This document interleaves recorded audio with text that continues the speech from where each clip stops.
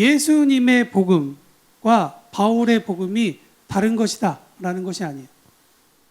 38절에 바울은 이렇게 이야기합니다. 그러므로 형제들아 너희가 알 것은 이 사람을 힘입어 죄사함을 너희에게 전하는 이것이며 라고 써 있는데요. 우리말 성경에 보면 이것을 조금 더 잘 풀이했습니다. 어떻게 이야기했냐면 그러므로 내 형제들이여 예수를 통해 죄 용서함 받을 수 있다는 소식이 여러분들에게 선포되고 있음을 알기를 바랍니다. 여러분 이것이 바울의 복음이죠. 다시 말하면 예수 그리스도가 구원자 되신다라고 고백하는 것이 바울이 말하는 기쁜 소식, 바로 예수 그리스도라는 것입니다. 그래서 바울의 복음은 어떤 것이냐? 예수님을 통해 사람이 죄 사함을, 죄 용서함을 받을 수 있다라는 것이 바울의 복음의 이야기예요. 오늘 전체 우리가 읽은 부분에 대해서 정리를 시간적으로 정리해 보면 이렇습니다.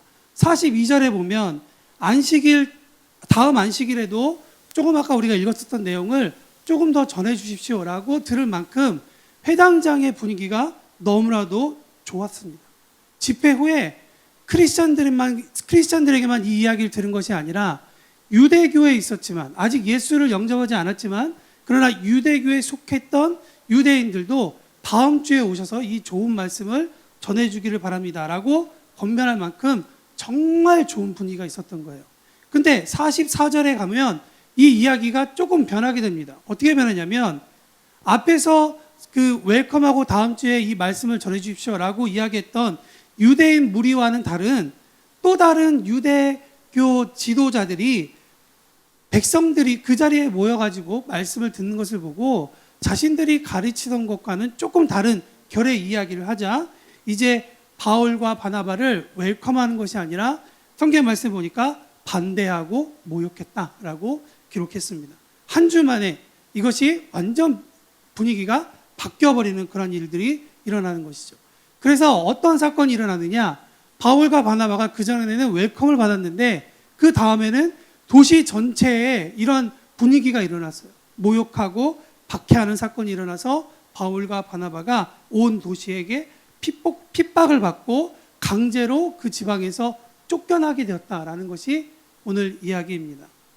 그리고 바울과 바나바는 여러분과 제가 마지막에 한 번 더 읽었지만 발에 붙어있던 먼지를 그들을 향해 털어버리고 갈 만큼 이 도시에서 모든 사역을 다 마치고 떠났다라는 것이 오늘 우리가 읽은 13절부터 51절에 있는 긴 이야기의 엑기스입니다. 제가 어저께 금요일날 새벽 끝나고 청년 중에 한 명하고 이번 주일날 설교를 해야 되는데 바울이 설교한 거를 가지고 내가 또 설교해야 된다 라고 이야기를 했어요. 여러분 다른 사람의 설교도 아니고 바울 설교를 제가 가지고 무슨 설교를 하겠어요. 할 말이 없는 거죠. 그래서 너무나도 고심이 되었죠. 그래서 계속 부담을 가지고 기도했습니다. 주님 이번 주에 무슨 설교를 해야 됩니까? 저에게 어떤 감동을 주시겠습니까? 라고 계속 기도를 했다가 성경 말씀을 가지고 공부를 하고 공부하다가 저한테 딱 걸린 한 가지가 있어요. 아침에 오전에 담임 목사님께서 말씀을 선포하신 부분하고는 조금 다른 건드리지 않으신 부분이라 너무 잘 됐다고 생각을 했어요. 그래서 이게 나에게 주신 감동이고 오늘 이야기를 하나님께서 나누라고 자리를 주셨구나라는 생각이 들었습니다. 저한테는 저의 시선을 딱 잡았던 구절은 뭐냐면 51절 말씀이에요. 51절 말씀에 보면 뭐라고 써 있냐면 두 사람이 그들을 향하여 발의 티끌을 털어버리고 이고니온으로 갔다라고 얘기해요. 근데 저는 갔다라는 단어가 가거늘이라는 단어가 상당히 많이 와닿았어요. 엘코마이라는 이 헬라어를 번역한 단어거든요. 이 단어가 영어 성경에는 그냥 come으로 번역된 아주 쉬운 단어예요. 너무 쉬운 단어죠. 갔다, 오다, 가다 이런 이야기인 거죠. 근데 가끔 성경책에는 이런 동사가 좀 이 시대에는 조금 이렇게 뭐랄까 잘 쓰지 않는 그런 형태로 문학적 형태로 쓰이는 경우가 있어요. 가끔씩 제가 말씀드리지만 어떤 능동태, 수동태 무슨 말인지 아시죠? 능동태, 수동태 우리가 쓰고 있는 단어들은 대부분 이런 형태의 동사들을 사용합니다. 그런데 오늘 성경에 말하고 있는 이 동사의 형태는 중간태라는 동사예요. 다시 말하면 내 스스로를 위해서 어떤 행동을 하게 되는데 그 행동이 나에게 영향을 주고 내가 이런 생각을 가졌었는데 이런 행동으로 말미암아 내 생각이 바뀌었다. 나는 이런 주관을 가지고 있었는데 이런 주관이 어떤 영향에 의해서 들어왔고 나의 생각과 다르지만 내가 그 생각에 완전히 굴복하다라는 의미를 가지고 있다는 것이죠. 바울과 바나바 그리고 오늘 본문에 나와 있는 이 현실을 철저하게 제3자의 입장에서 바라보면 저들의 행동, 특별히 이고니아라는 도시로 떠나갈 때의 행동을 바라보면 자기 스스로가 어떤 목적과 어떤 동의 때문에 가기도 했지만 오늘 제가 말씀드린 이 가거늘이라는 헬라어의 의미에서 보면 내가 그 도시로 가기도 했지만 또한 성경이 이야기하고 있는 건 어떠한 의미와 어떠한 동기와 어떠한 부르심이 바울과 바나바를 그 도시에서 떠나 가게 했다라는 의미도 같이 가지고 있는 거예요. 무슨 말씀인지 아시겠죠? 내가 여기서는 내 사역이 끝났네 하고 바울이 떠난 것이 아니라 물론 그런 것도 있겠지만 그러나 그 마음 가운데 하나님께서 마음을 주셔서 바울이 움직였다라는 것이죠. 그렇다면 우리는 한번 생각해 볼 필요가 있는 거죠. 무엇이 저들을 의도적으로 저렇게 움직여서 가게 하였는가? 사람이 무언가를 할 때 그 의도적인 바탕을 가지고 일하는 모습을 신념이라고 합니다. 그래서 신념은 무엇이냐? 굳게 믿는 믿음이죠. 내가 어떤 일을 행할 때 반드시 이런 일이 일어날 거야 라고 하는 거죠. 제가 좀 아까 마이크를 차지 않았습니까? 마이크는 분명히 나올 거다라는 저의 믿음. 그러나 그 믿음을 배반당했어요. 뭐 이런 일도 있죠. 그러나 제가 이 마이크를 착용해서 이야기할 때는 저겐 강한 신념이 있는 거죠. 이건 마이크는 나올 것이다 라고 하는 것이죠.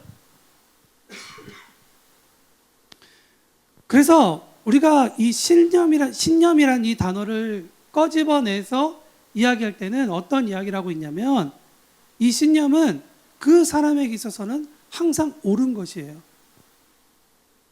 내가 판단할 때, 제3자가 바라볼 때 맞다 틀리다의 부분이 아니라 이 신념은 그 사람에게 있어서 항상 옳은 거예요. 그죠? 다만 내가 생각할 내 신념에는 이 마이크가 나와야 되는데 나오지 않은 것은 다른 문제라는 것이죠. 근데 여러분 이 혼자 있을 때는 이 신념이 이 옳음이 바른지 바르지 않는 것인지 확인할 수 있는 방법이 전혀 없습니다. 제가 위에서 찬양하는 동안 믹서 앞에 있으면서 얼마나 많이 마이크를 테스트했겠습니까? 뮤트 켜놓고 레벨 끄고 있구나, 잘 올라오고 있구나, 이따 내려가면 딱딱딱 해야지 라고 생각했는데 저의 계획과는 상관없이 완전히 소리가 안 나오는 그런 모습을 가지고 있는 거죠. 신념이 진짜 옳은지를 맞닥뜨릴 수 있는 유일한 방법은 뭐냐면 혼자 있는 상태에서 바깥으로 나오는 거예요. 진리를 맞닥뜨릴 때예요. 실제 생활 가운데 부딪힐 때인 거예요. 제가 아까 말씀드렸다시피 우리가 실제 하고 있는, 우리가 생각하고 있는 그런 신념에 대한 부분은 실제와 맞닥뜨릴 때 일어나는 것입니다. 진리와 그래서 맞닥뜨린, 진리와 마주친 그러한 신념은 자신의 신념이 얼마나 연약한지를 발견하게 되고 금이 가고 그래서 틈이 생기고 진리의 빛이 그 틈 사이로 들어와서 자기를 비칠 때 비로소 자신을 발견하게 되는 거예요. 나의 신념이 아직 성장해야 되는구나. 아직은 미숙하구나. 라는 것을 발견하게 되는 거예요. 여기서 인간은 두 가지 중에 하나를 선택합니다. 하나는 부족한 그대로를 가는 사람이 있고 하나는 자신의 부족함을 인정하고 그 진리의 빛을 받아들이는 것이죠. 그리고 그 진리의 빛이 왔을 때 그 진리가 이끌어가는 대로 그 이끌림에 따라 움직이는 그러한 모습인 것이죠. 바울에게 있어서 그 이끌림이란 무엇이었을까요? 그 진리는 무엇이었을까요? 바로 예수 그리스도였습니다. 예수 그리스도라는 그 진리와 부딪혔을 때 바울은 비로소 자기가 가지고 있었던 것이 부족함을, 너무나도 연약한 것임을 그는 깨닫게 된 것이죠. 39절에 바울이 말하고 있는 것처럼 바울이 의롭게 되기 위해 온갖 정성을 다 바치고 그는 살았습니다. 그의 인생의 목표는 자신의 옳음에 대한 거였어요. 그런데 그것이 자기가 유대인이었고 많이 배웠고 자기가 그것을 실천했기 때문에 자기는 옳은 사람이다라고 생각했어요. 그렇게 율법을 다 지키고 살았기 때문에 자신이 옳았다고 생각했는데 예수 그리스도를 만나고 난 다음부터는 완전히 그의 삶이 깨어져 버렸다는 것이죠. 이전에는 예수를 만나기 전엔 내가 가지고 있는 진리, 내가 가지고 있는 참됨을 가지고 남을 가르쳤고 남들의 삶에 관여했지만, 그래서 율법을 지키면 의롭게 될 것이라고 그는 믿었지만 다메섹 가운데서 만났던 예수님, 그 예수님을 만났을 때 그는 완전히 깨어진 사람이 된 것이죠. 다시 말하면, 반대로 얘기하면 자기가 맞다고 생각하는 그의 삶 가운데 문제가 생겼다는 것입니다. 자신의 신념에 완전히 금이 가고 깨어져 버린, 율법을 지키게 되면 의롭게 되는 것은 맞지만 그러나 사람의 방법으로는 의롭게 될 수 있는 방법이 없다라는 걸 바울은 예수를 만나고 난 다음에야 알게 되었다는 것이죠. 예수님을 만난 후에 바울이 진리와 부딪혀 깨닫은 후 알게 된 진리는 무엇일까? 39절 후반절에 보면 예수를 믿는 사람은 누구나 의롭다고 인정받게 된다는 것을 알게 됐어요. 여러분, 여기서 중요한 단어는 무엇이냐면요, 의롭다고 인정받는다는 거예요. 인정받는 것. 여러분, 인정받는다는 것은 그렇다는 거예요, 그렇지 않다는 거예요?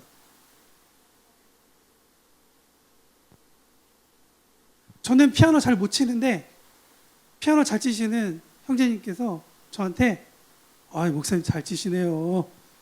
그러면 인정받는 받고 싶습니다. 인정받으면 벌써 기분이 좋아지잖아요. 그죠? 여러분, 우리는 여전히 죄인인데, 여전히 잘못된 깨어질 것이 많은 사람인데 주님께서 우리에게 의롭다고 그냥 인정해 주시는 거예요. 그것을 성경은 뭐라고 얘기하냐면 그것이 은혜다라고 얘기해요. 왜냐하면 아무런 조건이 없는데, 당연히 의롭지 않은데 의롭다고 얘기해 주는 게 성경이 말하는 은혜라는 이야기인 거예요. 이 포인트에서 바울은 무엇을 알게 됐느냐? 하나님의 사랑의 크기에 대해서 알게 된 거예요. 바울이 그동안 예수님을 만나기 전에 알았던 하나님의 사랑은 무언가 지켜야만 얻을 수 있는 사랑이라고 그는 알았어요. 율법을 잘 지켜야 되고, 그래서 금식도 해야 되고, 자기가 지켜야 할 것을 다 지켜야만 하나님의 은혜를 입을 거라고 생각했어요. 사랑을 입을 거라고 생각했어요. 그러나 예수를 만나고 난 다음엔 그게 아니구나. 예수를 믿는 사람은 누구나 의롭다고 인정받는 거구나. 인정받는 거구나. 하나님께 의롭다고 인정받으려면 38절에 보니까 예수를 통해 죄 용서함을 받을 수 있다는 소식. 여러분, 이게 사도 바울이 가리키는 기쁜 소식, 예수님의 복음이죠.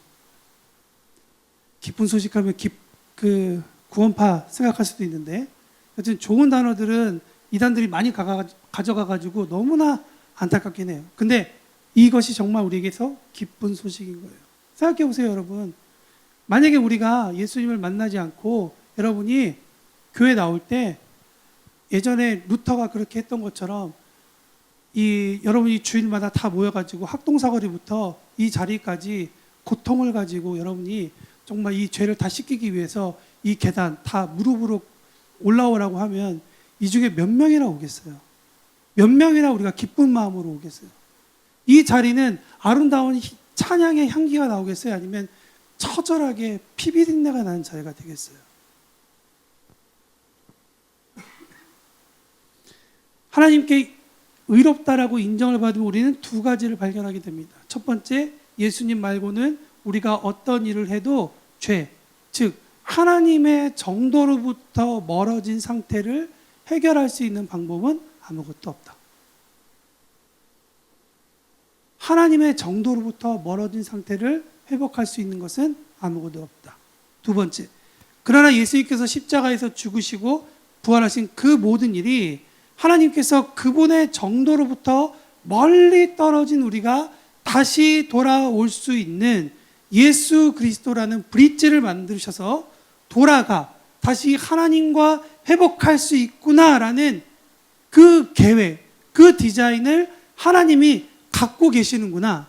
그리고 그 디자인을 우리 가운데 선물로 주셨구나라고 하는 은혜를 발견하게 된다는 거예요. 그것도 넓고 큰 은혜에 대한 이야기인 거예요. 나의 노력으로 닿을 수 없는 진리가 나의 삶으로 찾아오셔서 자신을 자유케 하심을 경험케 하는 그 놀라운 사건을 바울은 경험하게 된 것이죠. 이 은혜가 바울을 이끌었고 이 은혜에 완전히 바울은 순종하여서 나아간 것이다. 이것이 바울의 복음이다라고 우리가 이야기할 수 있어요. 그러니 바울이 이 도시에서 저 도시로, 이곳에서 저곳으로 움직이는 데 있어서 머무름과 움직임의 목적, 그것은 무엇이었을까요? 바울이 지금 있는 곳에서 이고니아라는 다른 도시로 갈 때 그가 떠나게 된 이유가 무엇일까요? 이곳에서 내가 받을 만한 인기 다 얻었으니까, 내가 올라갈 만큼 다 올라갔으니까 여기서 내가 할 거 없고 나 이제 떠나서 다른 곳으로 가겠다라는 것이 바울이 다른 도시로 옮겨간 목적이자 이유일까요? 그렇지 않다는 거죠. 오늘 우리가 이 말씀 가운데 하나님의 부르심을 바라본다 그러면 하나님께서 그곳에 있어서 그곳에서 하나님의 말씀을 나누고 선포하게 하라는 하나님의 그 감동 가운데, 그 이끄심 가운데 바울은 완전히 순복하였고, 바울이 혹여나 거기에서 조금 더 있을 수도 있었지만, 그러나 바울은 하나님께서 주신 감동에 따라 다른 도시로 움직이게 됐다는 거예요. 왜냐하면 이후에 사도행전에 등장하는 여러 곳 보면 바울이 핍박을 받았기 때문에 도망가지 않아요. 어떤 곳에서는 핍박을 받아도 난 더 있을 거야 라고 이야기하거든요. 어떤 곳에는 더 남아 있어 주세요 라고 사람들이 얘기하지만 바울은 얘기하거든요. 나는 가야 된다. 바울이 떠나, 바울이 머무름, 그 모든 이끄심과 하나님의 이끄심과 순종한 가운데 있었다는 것이 오늘 본문이 우리에게 이야기하고 있다는 것이죠. 자신의 만족과 쓸모 있음 때문에, 쓸모의 여부에 따라서가 아니라 주님의 감동 때문에 그렇다는 거예요. 그는 예수 복음으로 사람을 자유케 하고 하나님과의 깨어진 관계를 가진 사람들이 회복하게 하는 그 진리를 선포하기 위해 그냥 하루하루를 살아가는 거예요. 하루하루를 살아가는 거예요. 그러니까 그 하루하루에 주신 감동함에 따라 살아가는 것이죠. 어떤 날은 설교하는 일로, 어떠한 날은 그 사역을 감당하기 위해 걸어가는 하루로, 어떠한 날은 치유하는 일로, 어떤 날은 텐트를 만들어서 자기가 먹고 마시는 그 일을 감당하는 일로, 어떤 날은 시장에 나가서 사람들을 만나는 일로, 어떤 날은 오늘 본문에 같이 안식일에 유대 회당을 찾아서 나가서 자신이 영광 받지 못할 것을 알면서도, 자신의 삶이 위태로워질 것을 알면서도 그는 하나님의 이끄심과 부르심에 순종하여 생명을 조금도 귀하게 여기지 않고 나아갔다는 거예요.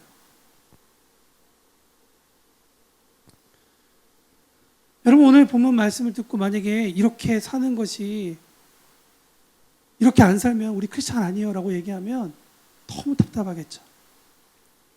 저도 여기까지 정리해서 제 삶을 돌아보니까 나도 이러지 못하는데 너무 답답한 거예요. 나는 앞으로 김밥만 먹고 살 수 있지만 내 아내와 너무나도 아직 자라날 내 아이들을 데리고 주님께서 말씀해 주시면 난 떠날 수 있을까? 난 갈 수 있을까? 근데 나는 목사인데 목사라도 가야 되는 거 아니야? 리더 5명은 떠나야 되는 거 아니에요?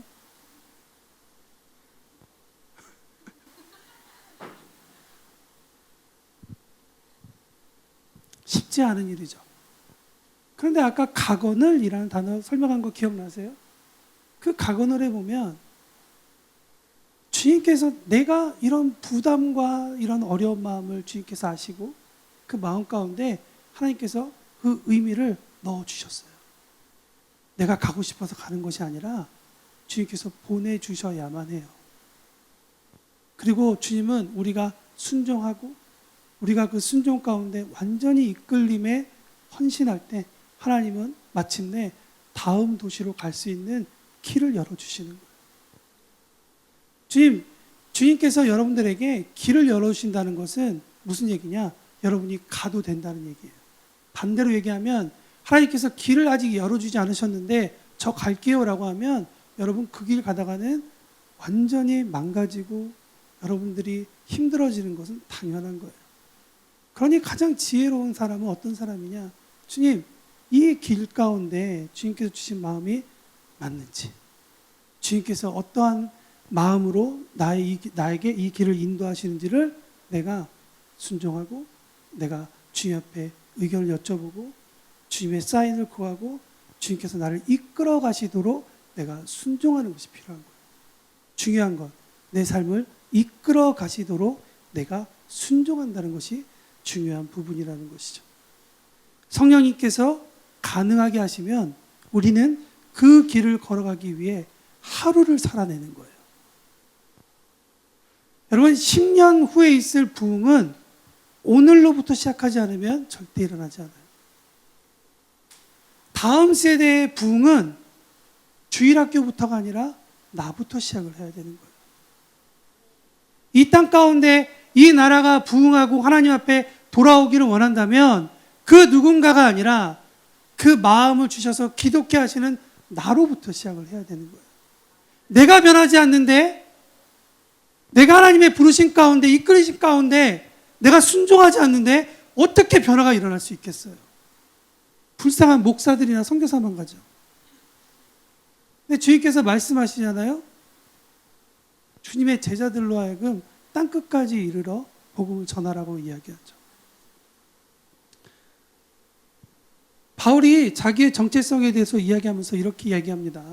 자기는 이방인을 위해서 부르심을 받았다고. 하나님은 바울에게 너는 오늘 예루살렘 갔다가 유대 갔다가 사마리아 갔다가 땅끝까지 가라. 네 몸이 완전히 부서지도록 그렇게 24시간 자지 말고 계속 움직여라 하고 하나님께서 말씀하고 계시지 않아요. 하나님은 각자 한 사람 한 사람 교회된 우리가 그 부르심에 따라 각자의 영역에서 그런 삶을 살기를 원하세요. 오전에 목사님께서 말씀 선포하실 때 그런 말씀하셨어요. 각자의 직업 가운데 부르신 하나님, 그 일 가운데 부르신 하나님. 하나님은 우리에게 단순히 돈 벌기 위해서, 성공하기 위해서만 우리에게 이 일을 허락하거나 우리에게 지혜와 지각과 총명을 주지 않으세요. 물론 그런 것도 있겠죠. 그러나 우리의 삶의 목적과 방향은 더 높은 곳, 더 깊은 곳, 더 의미 있는 곳으로 우리는 향해야 한다는 것을 이야기하는 거예요. 우리가 비록 지금 이 땅, 이 시간에 이곳에 있지만 그러나 주님께서 우리에게 너 지금까지 걸어왔던 너의 그 삶 한번 돌아봐. 이게 이런 의미가 있단다. 네가 지금 이것을 하기 위해서 준비했단다. 이제 네가 나를 위해서 이 길을 걸어가 주지 않겠니? 라고 이야기할 때 내가 나의 예수 그리스도가 나의 구원자라는 이 복음, 나의 복음이 없다면 나는 사람들의 소리에 귀를 기울여서 주님의 부르심이 흔들릴 거예요. 내가 주님으로 인해서 그 부르심과 은혜를 잃어버린다면 나는 그 부르심과 그 복음에 반응하지 못하고 나는 여전히 이 땅 가운데 계속 부르심에 순종하지 못하고 나그네와 같은 삶을 살게 될 거예요. 17절부터 41절에 바울은 자기가 어떻게 그리고 그 자리에 모였던 유대인들이 하나님의 이끄심 가운데 계획 가운데 그래서 그 하나님의 놀라우신 인도하신 가운데 은혜로 그들이 구원받게 되었는지, 그리고 그들의 삶의 의미가 무엇인지를 알게 돼요. 예수님이 죽으셔야 했을 이유, 하나님으로부터 떨어졌던 우리를 다 쓴 건전지 마냥 그냥 버려주시는 존재가 아니라, 주님은 우리를 붙잡아 주시고 사랑으로 품어주실 뿐만 아니라 그 사랑을 드러내시기 위해 십자가에서 죽으시고 살아났다라는 그것이 메인 스토리인 거예요. 그러니까 우리가 예수님의 십자가, 부활에 대해서 이야기할 때마다 생각해야 할 것은, 거기서 처참하게 죽으신 예수님의 그 모습만 기억할 것이 아니라, 그 모습이 보여주고 있는 그 완전 바닥 가운데 깔려있는 하나님의 깊고 처절한 사랑을 우리는 발견해야 된다는 거예요. 하나님의 사랑 없으면 예수님의 십자가와 부활이 해석이 될 수가 없는 거예요.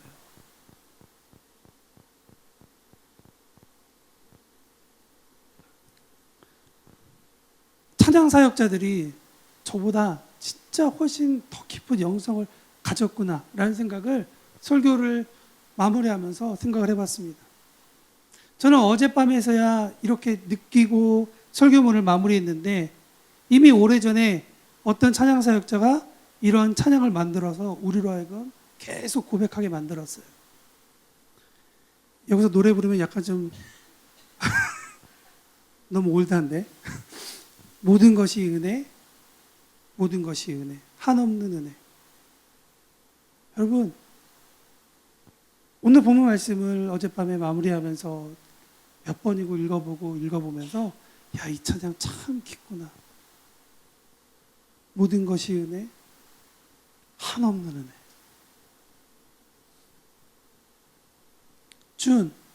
준킴 어디 있어? 이런 찬양 만들어가지고 계속 발표하라고 하나님께서 달란트 주신 거예요. 계속 만드셔야 돼.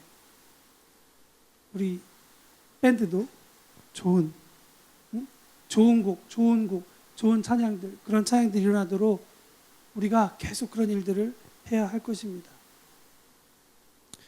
요즘 제 설교가 길어지고 있더라고요, 계속. 그래서 원래 두 가지 얘기하려는데 여기 한 가지에서 그냥 끝내려고요, 오늘은. 궁금한 게 있으면 새벽 예배 끝나고 맥도날드 오시면 제가 다 얘기해 줄게요. 오늘 설교 제목, 바울의 복음이었습니다. 그리고 또 하나 제가 얘기하고 싶은 것은 나의 복음이었어요. 바울은 예수님을 믿고 난 다음에 하루하루를 그렇게 살았대요. 그래서 그는 그렇게 고백하고 있어요. 바울이 예수님보다 한 9살 정도 어렸어요. 28살쯤에 스데반을 죽이는 자리에 가 있었대요. 오늘 본문은 41살에서 43살 정도 되는 나이에 한 이야기래요. 41살에서 43살. 야, 나는 뭐 했나?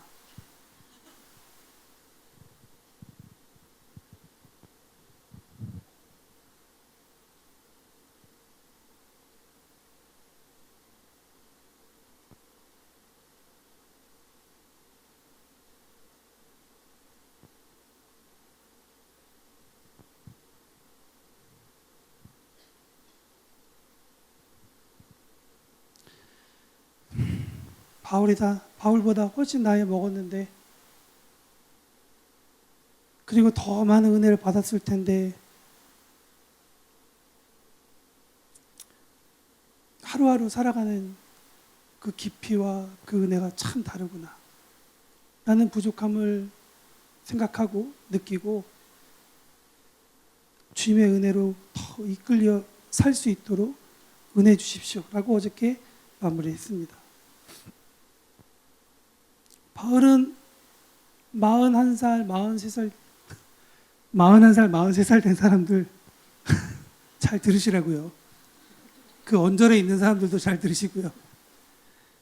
자신의 은혜만을 누리는 것에 끝나지 않고 바울은 그의 선생님이신 예수님의 명령을 받들어 땅끝까지 이르러 증인이 되고자 했고, 그렇게 안디옥에서 이고니온으로 향하여 가고 있는 것이 오늘 본문입니다. 바울을 움직이게 했던 복음은 예수 그리스도이죠. 한없는 하나님의 사랑이었죠. 그 사랑에 빚진 자였죠. 여러분의 복음은 무엇입니까? 여러분의 삶을 이끌어가는 것은 무엇입니까? 무엇이 여러분의 심령을, 그 마음 깊은 곳을 기쁘게 하는 기쁜 소식입니까? 무엇이 여러분의 삶을 이끌어가고 있고 여러분의 이끌림에 순종하고 계십니까? 모쪼록 여러분의 복음이 바울의 복음이요 예수 그리스도의 복음이 되기를 축원합니다. 여러분이 하시는 모든 일 주님께서 이끄실 테니 이끌리는 데에 잘 도착하십시오. 그리고 그곳에서 예수 그리스도를 드러내는 삶 살기를 바랍니다. 기도하시겠습니다.